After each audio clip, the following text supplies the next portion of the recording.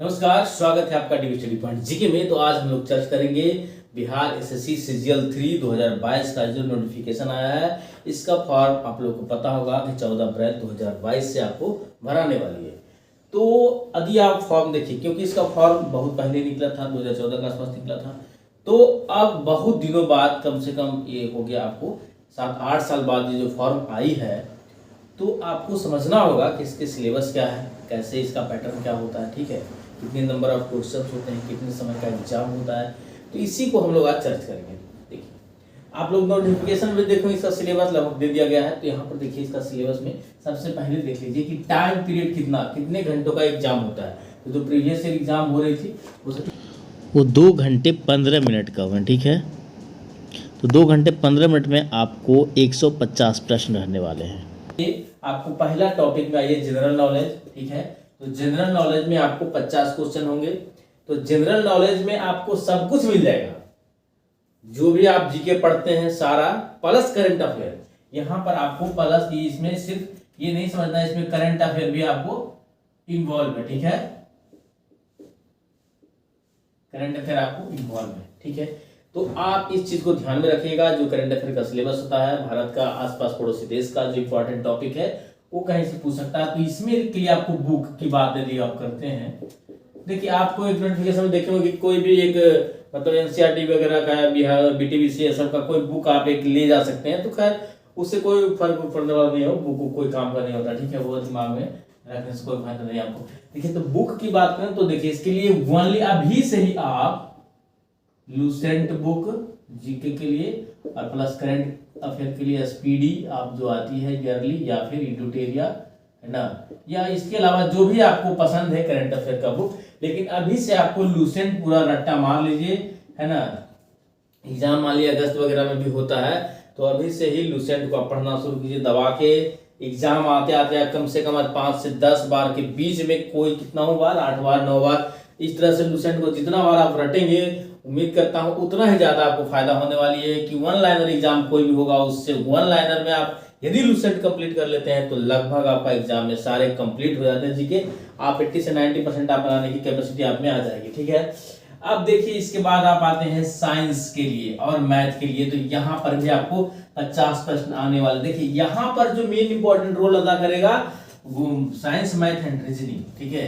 Cut off high जाने की संभावना इसी में बढ़ती है कि आपको 50 प्लस 50 क्या हो रहा है, मैथ रीजनिंग प्लस साइंस हो रहा है, ठीक है। तो 100 में जो अच्छे स्टूडेंट होंगे, जो तैयारी करने वाले होंगे, वो 90 के आसपास लेके आएंगे। इसमें 80 तो जरूर लेके आएंगे। रीजनिंग तो 50 में समझिए, वो 50 करके ही आने वाले हैं, ठीक है। इधर मान लीजिए 50-50 के आसपास रहता है, 20-25 तो इसमें से आप 20 हटा दीजिए, तब भी मैथ में मतलब 90 के एबव अच्छे स्टूडेंट 90 के एबव लेके आने वाले हैं, ठीक है। और इसमें भी आपको मान लीजिए कम से कम 30, मतलब कट ऑफ की यदि बात किया जाए तो कम से कम 120 जाने की इसमें पूरी संभावना रहेगी, ठीक है। अब बाकी तो क्वेश्चन पे डिपेंड करता है कि क्वेश्चन किस तरह से पूछा जाता है। मान लीजिए लेवल यदि हार्ड कर दे जीके का तो फिर मुश्किल हो जाएगा। तो इस तरह से खैर वो बात की बात है। लेकिन यहाँ पर आप देखिए, सिलेबस में साइंस एंड मैथ की बात करते हैं तो यहाँ पर भी आपको 50 प्रश्न पूछे जाएंगे। ये पीटी की बात हो रही है, ओनली पीटी, ठीक है, ये मेंस की बात नहीं है, ठीक है, ये पीटी की बात हो रही है। तो यहाँ पर देखिए, साइंस एंड मैथ में आपको 50 क्वेश्चन आएंगे। तो इसके लिए देखिए, साइंस के मान लिया यहाँ पर 20-25 के आसपास हो सकते हैं, और मैथ का कोई एग्जैक्ट तो देता नहीं है, दिया गया नोटिस में नहीं, तो आप 50-50 मान के चलिए यहाँ पे, ठीक है। तो यहाँ पर आप देखिए, साइंस के लिए कुछ नहीं कीजिए, आप अभी से यदि चाहें तो एनसीईआरटी प्लस लूसेंट, ठीक है, ये दोनों। देखिए, एनसीईआरटी से क्या होगा, देखिए आपका कंसेप्ट पूरा क्लियर होगा, ठीक है, कोई डाउट आपको नहीं आएगा, कोई चीज समझने में कोई दिक्कत नहीं होगी। और यदि आप चाहें किसी कहीं क्लास कर रहे हैं, यदि आपको समझ में आ रहा है तो बहुत अच्छी बात है। ऐसे आप एनसीईआरटी प्लस लूसेंट यदि आप कर लेते हैं तो साइंस में आपको कोई भी दिक्कत होने वाली नहीं है। फिर देखिए, मैथ के लिए देखिए, मैथ के देखिए, जिनका मैथ मजबूत है उनके लिए तो कुछ कहना नहीं, आप प्रैक्टिस सेट लगाओगे काफी है। लेकिन मान लीजिए किन्हों को तैयारी स्टार्टिंग से एकदम करनी है, तो जो आपको कॉम्पिटेटिव एग्जाम की बुक आती है, आर एस अग्रवाल की, गेस्ट आंसर की, तो आप इसमें से कोई भी उठा के आप बना सकते हैं। या फिर कहीं आप कोई क्लास वगैरह कर रहे हैं, कोई टीचर कहीं आप पढ़ रहे हैं, ऑनलाइन पढ़ रहे हैं, ऑफलाइन पढ़ रहे हैं, वहां से भी आपको मिल रहा है। या फिर एसएससी जो प्रीवियस ईयर क्वेश्चन है, एमडी प्रकाशन वगैरह का आता है, कोई भी उठाकर बना सकते हैं। प्लस आपको प्रैक्टिस सेट लगाना है, तो यहाँ पर ज्यादा दिमाग आपको लगाने की जरूरत नहीं है, ठीक है। तो इस तरह से आप बना सकते हैं। चलिए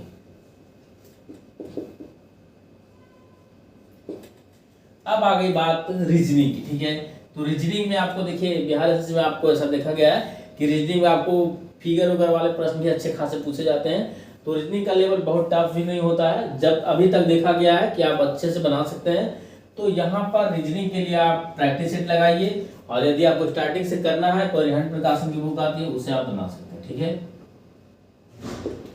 तो इतना आप कर लीजिए, ठीक है। इस तरह से सिलेबस इसमें ज्यादा नहीं है, ऐसा नहीं कि बहुत लंबा चौड़ा सिलेबस है।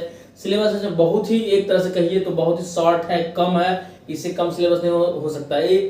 तो इसमें आपको थोड़ा सा ये है कि आपको इसमें इस तरह का सिलेबस है, तो कटअप का लेवल हाई रहने की उम्मीद है। जहां तक फॉर्म भरने की बात करते हैं तो कम से कम तो 10-12 लाख फॉर्म जरूर भरने जाने की पूरी संभावना है, क्योंकि चूंकि वैकेंसी बहुत दिनों के बाद आई है, इसमें पोस्ट अच्छे खासे होते हैं, लेवल 7 तक की इसमें पोस्ट है, ठीक है।